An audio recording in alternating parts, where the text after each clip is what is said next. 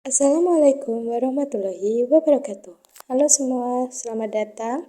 Perkenalkan, saya Marcella dan teman saya Devita. Kami dari mahasiswa Sastra Indonesia angkatan 2023 Fakultas Ilmu Budaya Universitas 11 Maret.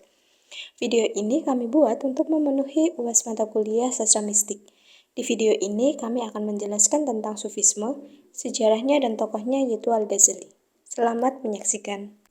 Sebelum itu, kami akan menjelaskan poin-poin pembahasan yang akan dibahas di video ini. Yang pertama, itu ada pengertian Sufisme. Lalu yang kedua, sejarah munculnya Sufisme. Ketiga, sastra sufistik dan sufi. Lalu yang keempat, tokoh sufistik yaitu Al-Ghazali. Sufisme atau sering disebut dengan tasawuf merupakan ilmu agama Islam yang berfokus pada pembangunan diri dengan menjauhi hal-hal duniawi.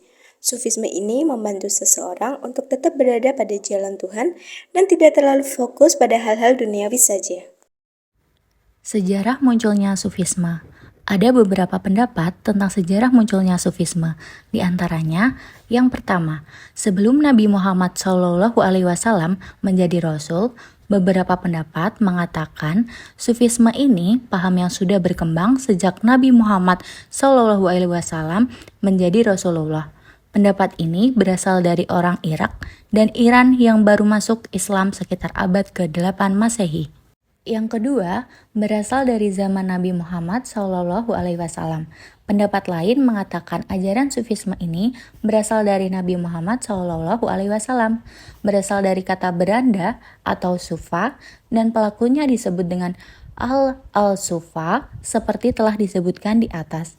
Mereka dianggap sebagai penanam benih paham tasawuf yang berasal dari pengetahuan Nabi Muhammad. Lalu yang ketiga atau yang terakhir, setelah zaman Nabi Muhammad SAW.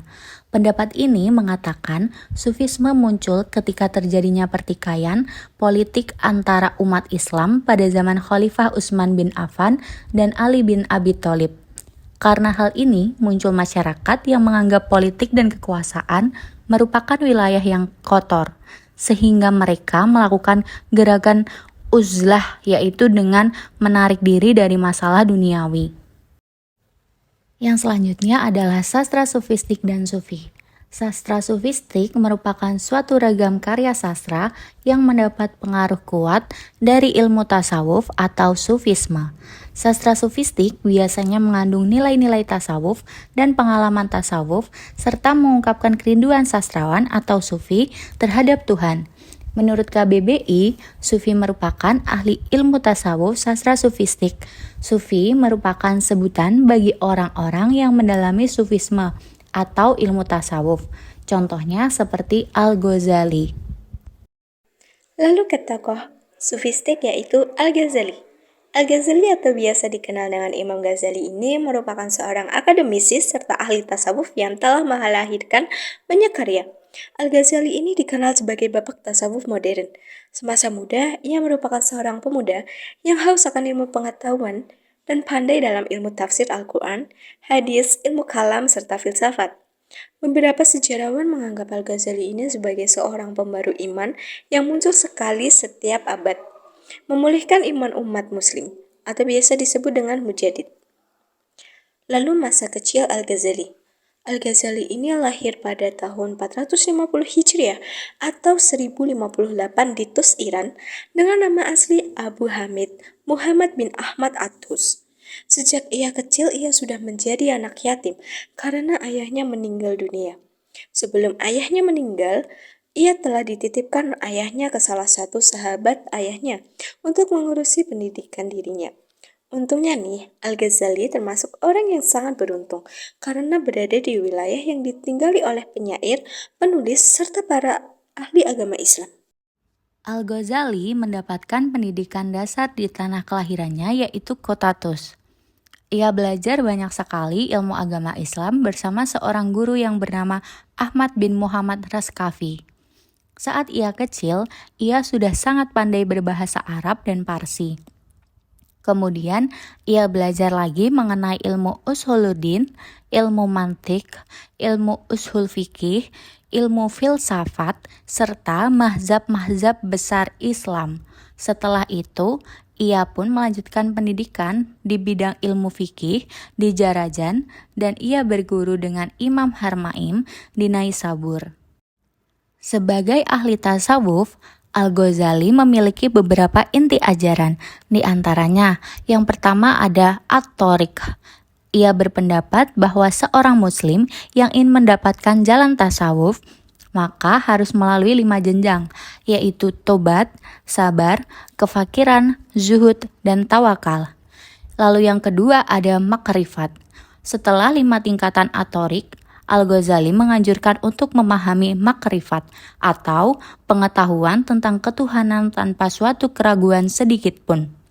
Ia menekankan setiap umat muslim harus mengetahui pengetahuan tentang Allah Subhanahu wa Ta'ala tanpa suatu keraguan, dan untuk mencapai suatu pemahaman tentang Allah Subhanahu wa Ta'ala, setiap umat harus memiliki hati yang bersih dan suci. Lalu yang ketiga adalah tingkatan manusia. Terdapat 3 tingkatan dalam manusia menurut ajaran Al-Ghazali. Di antaranya, yang pertama adalah orang awam yang memiliki pemikiran yang sederhana. Yang kedua, kaum pilihan atau golongan khawas yang memiliki pola pikir yang tajam serta mendalam. Lalu yang ketiga adalah kaum ahli debat yang merupakan kaum yang mampu mempersuasi orang dan mematahkan argumen. Lalu yang terakhir ada kebahagiaan. Menurutnya, kebahagiaan merupakan tujuan akhir dalam perkenalannya dengan Tuhan. Kebahagiaan didapatkan dari ilmu dan amalan yang ia perbuat. Akhir hayat Al-Ghazali. Semasa hidupnya, Al-Ghazali ini menghabiskan dengan mengembara untuk mencari ilmu. Tetapi saat masa senjanya tiba, ia memilih untuk pulang ke Tus dan mendirikan sekolah dan asrama di samping rumahnya. Al-Ghazali menikmati masa senjanya dengan membaca Al-Quran, berkumpul dengan pemuka agama dan mengajar para penuntut ilmu. Menginjak usia yang ke-58 tahun, di tahun 1111, Imam Al-Ghazali meninggal dunia. Meski dirinya sudah lama sekali meninggal, tetapi karya-karyanya masih dikenang dalam bentuk kitab. Contohnya seperti kitab Bidayat Al-Hidayah.